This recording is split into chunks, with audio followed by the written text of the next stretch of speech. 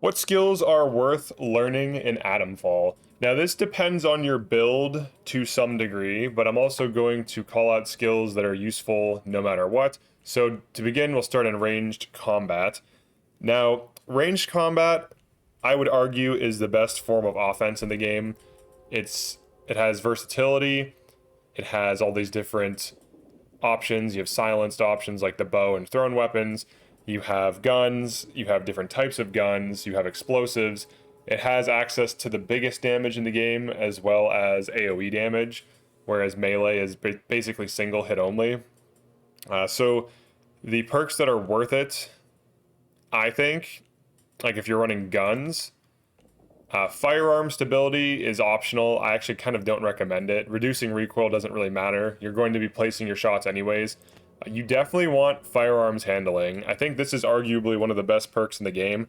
It reduces weapon sway when aiming down sight, and the weapon sway in this game is actually quite high, so reducing that allows you to make more accurate shots more consistently, which allows you to conserve ammo. And this, I think, is the best perk right now. Then we have firearms focus, increases firearm damage when your heart rate is low. This is an easy condition to meet if you use T, if you don't sprint a lot, or if you kind of hold off and wait until your heart rate goes down and then take shots. And usually you want to place your shots anyways and ambush enemies. So this combined with firearms handling, I think, are your first two perks that you want to optimize for outside of Gunsmith. Gunsmith, I think, is the most important perk in the game because it allows you to upgrade your guns, which improves their damage and other properties like recoil and range. And it basically just allows you to get more damage early and access to better weapons by upgrading them. So those are the three that I recommend getting right away, but we'll go through all of them. So weapons, or weapon throw training is very good. The main thing you want to use this for is you want the grenade range. So thrown weapons travel faster and deal more damage. Now what this does is it does affect throwing weapons like hatchets and throwing knives and things like this, but it also increases the range at which you can throw grenades, which is huge because grenades can instantly win a fight against a group of enemies if those enemies are balled up. It also allows for, so like throwing a weapon at a target will stun them. Now the interesting thing about this is if you hit an enemy physically with a grenade, like if the grenade projectile collides with them, it will stun them briefly, forcing them to stand on top of the grenade. Now usually enemies don't run fast enough to get off of the grenade anyways, but this is a nice thing, and it does a little bit of chip damage when it hits, so it's like a nice little bonus. It also says bladed weapons may fatally impale enemies. I believe this is if it hits them in the head, based on testing. Next we have Throwables damage. Throwables deal more damage. Now, if you plan on using a lot of throwing weapons or grenades in general, this can be good, but this is not a priority. I would say gunsmith and then firearms handling should always be a priority. But throwables damage is nice to have later on, so it's definitely a good skill to get. Throwables radius is nice to improve the radius effect, like the AoE effect of all explosives and Molotovs and things like this. This allows you to hit more enemies per grenade, so if the group of enemies is a little bit farther apart than normal, and you want to kill all of them or kill more of them with a single grenade, this just allows you to win more. Like if you are already good at grenade placement and you want to take out groups of enemies rapidly, this is really good. And as far as I know, this doesn't impact like thrown weapons, like thrown knives and thrown melee weapons. It's just grenades only. And then for the bow side of things, we have draw speed. If you plan on using bow, you probably want to get all of these perks. But draw speed is definitely one of the best ones. It's also relatively cheap. You just draw the bow faster so that you can increase the damage of the bow as well as the range. So that's always nice. Draw control, heart rate no longer has an impact on draw duration. So if your heart rate is high, from what I understand, the draw rate is reduced. So this will also help you draw a little bit faster and more consistently. And then bow focus. I think this is shift. Press shift while the bow is fully drawn to briefly slow time. Now, I haven't really used this, but if you were going to run the bow, this would be useful. So if you're running the bow, these are good. The downside of the bow, I feel like the ammo breaks on contact way more than it should. Someone in a comment said that it almost never breaks if you land hits, but I've been headshotting enemies with the bow, and I usually, like, I would say the chance to retain an arrow seems to be around like 25%, at least based on my luck. So it seems to be, you have some reusability, but not really. But the bow can be a decent option, especially if you like it. It's also like quiet and stealthy. Under survival, we have disarm traps. Now, disarm traps, you get a string no matter what. Some of the traps you just get a string. So you can get whatever supplies are associated with the trap, but more often than not, I would say like a good third or fourth of the traps just are like a noise trap or like a pressure trap with a claw attached to it that you can't harvest. So you usually just get a string. Now there are grenade traps that give you Molotovs. This is like a low priority, nice to have if you really want it thing, but I kind of don't even recommend getting it. I usually skip it. If you know where things are and you know how to get items in the game and you trade often and kill groups of enemies, this will not really be huge value. Charisma, I tested this out to see how good it is. It seems to be a slight advantage when trading. This does not seem to be worth it. Scavenger, search bodies and containers faster. For 5 training stimulants, 5 skill points, I don't think this is worth it. You can get it if you want to, but you should be searching things after you kill anyways, after the area is like clear and safe, so it doesn't really matter. It could be useful if you play like hyper aggressively and you want to search as you go, but you're just risking getting shot or hit with melee attacks or grenades if you do that. Crafting speed, this is another one that's definitely like nice to have that you can get later, but is not necessary and is not very useful. Just makes it so you craft faster. There is an option to pause the game in this menu, someone was saying, but I have it off just to make it more difficult. But crafting speed, you can get it if you want it, but it's not really that good. Deep pockets is definitely something you should be prioritizing. I would say deep pockets and gunsmith are like top 4 next to firearms handling. I would get gunsmith first, then deep pockets, and then firearms handling, and then firearm focus. If like you're just trying to be optimal and get like a good gun build going, those are the things I would go for. Blue fingers, harvesting spores. You can buy spores from what's her face, Mother Jago, so you don't need it. It's not really that good. Doesn't really matter. The things you can craft the spores don't seem to be very good anyways. Buff duration, effects from consumables last longer. Definitely not a priority. Some of the consumable effects can be decent, but for 4 skill points, if it was like 1 or 2 maybe, it's just too expensive to justify what it does. And then gut health, food consumables also grant damage resistance. This is interesting. A damage resistance buff is interesting. I didn't test if it stacks with painkillers. If it does, maybe you can tank a bit. So this could be good. I would say this needs more evaluation from me. Or if you've used it and found it to be good, definitely drop a comment. But from what I understand, like the other thing too is like, I just don't want to get hit. So like when I am in a firefight, I'll throw grenades around corners so that enemies with guns get hit indirectly, or I'll shoot them as their head appears, like I'll hold an angle or something. So I would rather just not be taking damage than to be relying on damage buffs, or damage resistances. So I just don't think it's worth it, especially not for 6. But maybe there's like, maybe you can stack with painkillers. I haven't tested that yet.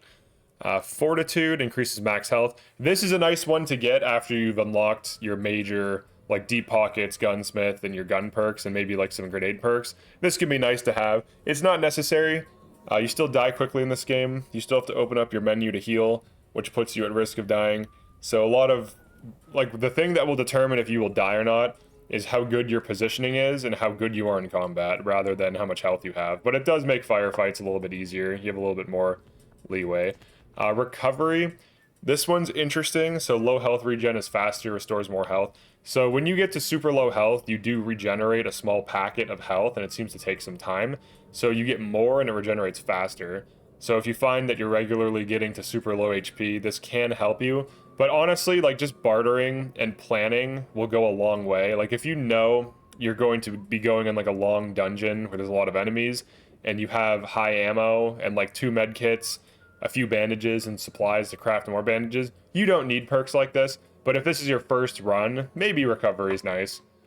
Endurance training, heart rate rises slower and recovers faster. This is a nice one to get, considering that it works directly with firearm focus.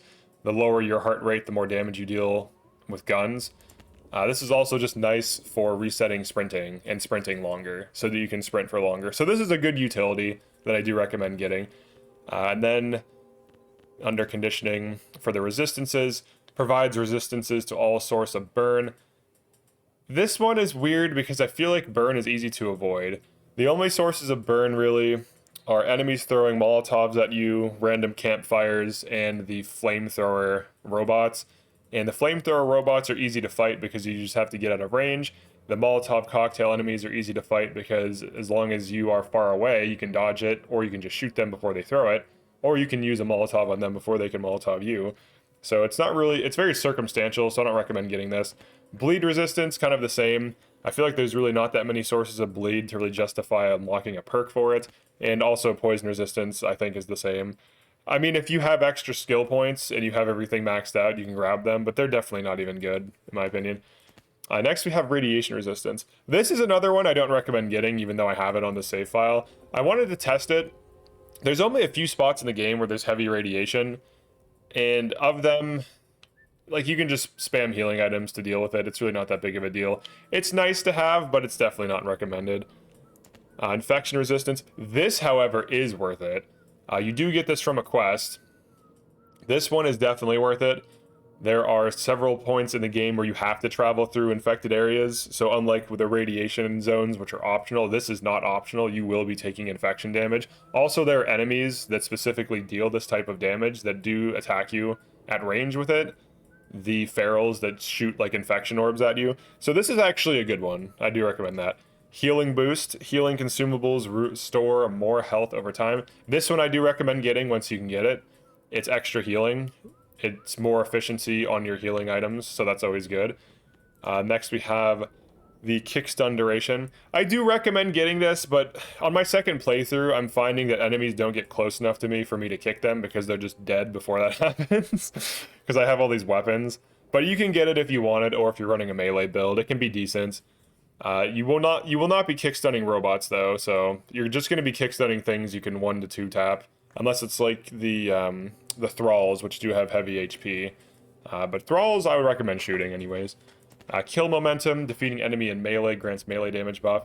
There are some interesting ideas with melee that possibly could lead to an interesting melee build. My big issue with melee right now is that the turrets in the game cannot be hit with like any melee weapon, and robots are not damaged by throwing weapons as far as I know.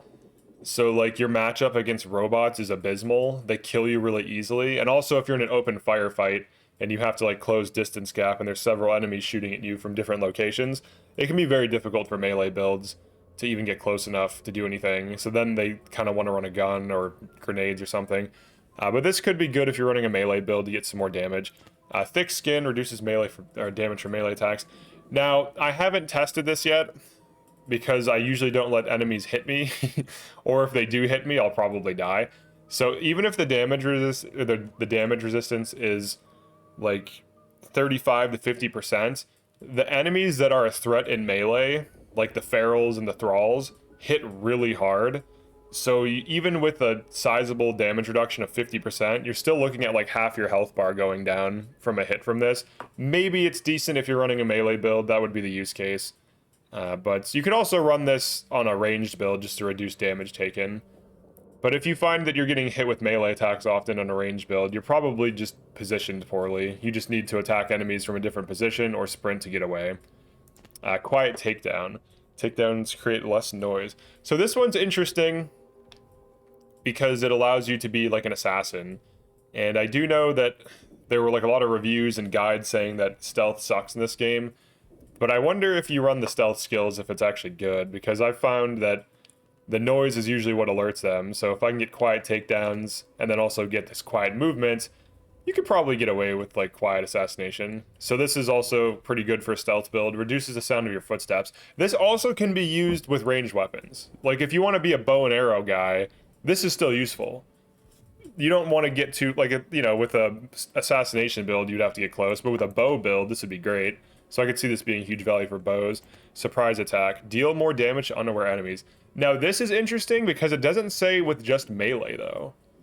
So potentially this works with guns and allows you to do insane burst damage. I actually haven't tested this. This could be good against robots. If this works on robots, also if this works on thralls are very tanky. So if this scales your damage with all weapons, now it shows a melee icon and like the graphic shows a melee, but it doesn't state in melee only. So if this works with bows, that's huge. And if this works with guns, that's huge. And if this works against robots, this is actually a really good perk, because robots are very easy to sneak up on because they're kind of stupid. So as long as you're just like obviously not in their line of sight, you can get behind them and catch an angle on them. And also if this works on security turrets, this would just allow you to one-tap security turrets at range better, which is not really possible unless you're using a shotgun and you're kind of close. So this could be a really interesting huge value skill that people are sleeping on, including myself. Next we have melee attack power. So if you're running a melee build, increases damage caused by melee weapons. This is decent. And then we have the Seasoned Brawler, substantially reduces the heart rate cost of melee attacks. So this is obviously good because stamina costs can hurt you. You know, if you have too high of stamina costs, you can't sprint and reposition rapidly. So this is nice for melee builds. And then heavy melee attack power increases damage caused by heavy melee attacks.